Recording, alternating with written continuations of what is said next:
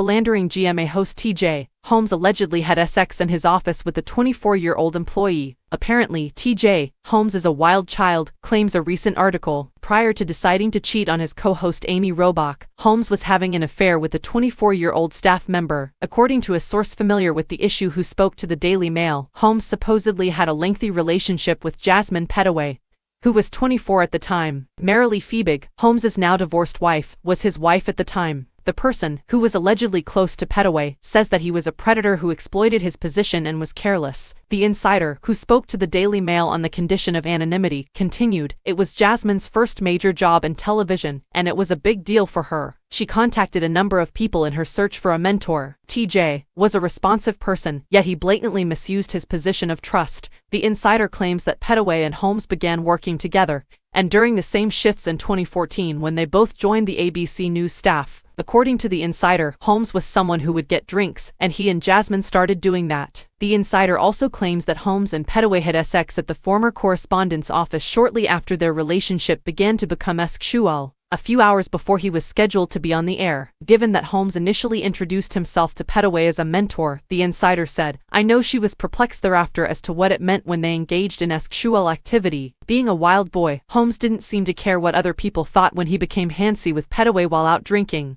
He was even reportedly wearing his wedding ring while being dirty," according to the account. While ABC conducts their investigation, Holmes and his now girlfriend Amy Robach are not working on GMA3. According to the source, although his relationship with Robach wouldn't necessarily constitute cause for termination, his antics with a subordinate may. There is a perception that TJ and Amy won't be returning, a source informed Page 6. He may now be the target of HR and the executive's efforts to hang them. He and Amy are equals, but if he did have an affair with a subordinate, it is a case for firing him, according to a Page 6 insider.